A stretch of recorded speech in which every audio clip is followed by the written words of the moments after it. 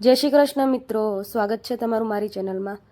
આજે આપણે એકદમ નવી અને ટેસ્ટી રેસીપી લઈને આવ્યા છીએ। તો આજે આપણે બનાવીશું બટેકા અને રવામાંથી પૂરી। આ પૂરી ખૂબ જ ટેસ્ટી બને છે અને બહુ જલ્દી બનીને પણ રેડી થઈ જાય છે। તો ચાલો રેસીપી શરૂ કરીએ। આ પૂરી બનાવવા માટે સૌથી પહેલાં અહીંયા આપણે એક વાટકી રવો લઈ લેવાનું છે, એટલે કે સૂજી। પણ આપણે અહીંયા એકદમ જે ઝીણું આવે ને એ લેવાનું છે। જો તમારી પાસે જાડી સૂજી હોય તો મિક્સીમાં થોડુંક પીસી લેજો, એટલે એકદમ ઝીણી થઈ જશે। હવે આપણે એમાં થોડું થોડું કરીને પાણી એડ કરશું અને એને મિક્સ કરી લેશું। તો એક વાટકી જેટલું આપણે રવો લીધો છે, એની સામે એક વાટકી જેટલું જ પાણી એડ કર્યું છે। મેં ગ્લાસથી એડ કર્યું છે, પણ એટલું જ પાણી એડ કર્યું છે। તો સરસ તમે જોઈ શકો છો મિક્સ થઈ ગયું છે। હવે ઢાંકણ ઢાંકીને આપણે એને 10 મિનિટ સુધી રેસ્ટ ઉપર મૂકી દઈશું। હવે અહીંયા મેં એક બટેકું લીધું છે, જેને આપણે બાફી લેવાનું છે, એટલે કે બોઇલ બટેટું લેવાનું છે। એને આપણે ખમણી લેશું। અહીંયા મેં મોટી સાઇઝનું બટેકું લીધું છે। જો તમે નાની સાઇઝના લ્યો તો 2 બટેકા તમે એડ કરી શકો છો। હવે આપણે એમાં બધાય મસાલા એડ કરી લઈશું। સૌથી પહેલાં આપણે એમાં એડ કરીશું 1 ચમચી રેડ ચીલી ફ્લેક્સ, જે આપણે અજમો, અડધી નાની ચમચી ગરમ મસાલો એડ કરીશું, 1 ચમચી સફેદ તલ, અડધી નાની ચમચી આપણે એમાં હળદર એડ કરીશું, સ્વાદ પ્રમાણે મીઠું એડ કરીશું। બસ આટલા જ મસાલા આપણે એમાં એડ કરવાના છે। હવે આપણે કોથમીર એડ કરીશું। તો અહીંયા મારી પાસે સુકાવેલી કોથમરી છે, મેં એ એડ કરી છે। તમે ફ્રેશ પણ એડ કરી શકો છો। અને કોથમરીને સુકાવીને 1 વર્ષ સુધી કેવી રીતે સ્ટોર કરવાની, તો એનો વિડીયો તમને મારી ચેનલમાં મળી જશે, તો એકવાર જરૂરથી જોઈ લેજો।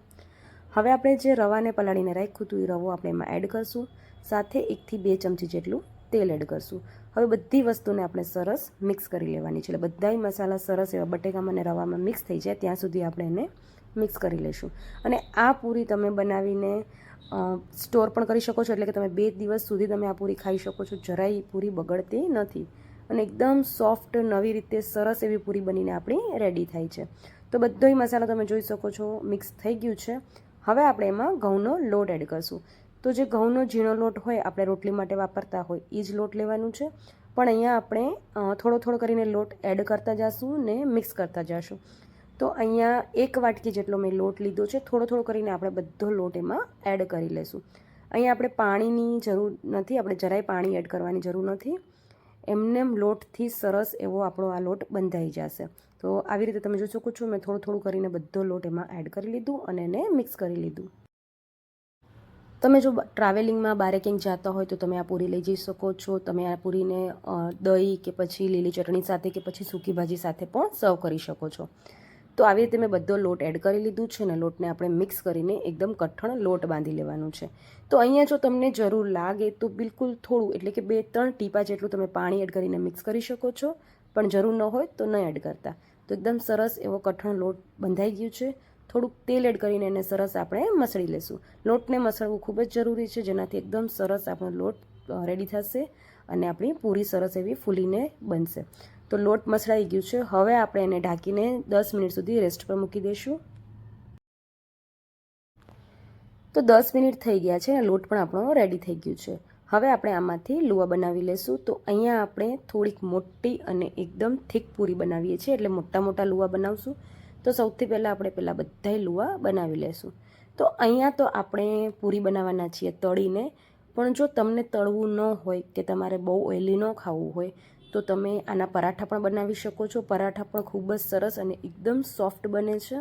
અને જો તમને આવી જ રીતે કંઈક નવી અને અલગ રીતે પરાઠાની રેસીપી જોતી હોય તો મને કોમેન્ટ કરીને જરૂર કહેજો, તો હું તમને એની રેસીપી પણ શેર કરીશ। હવે આપણે એને વણી લેવાના છીએ।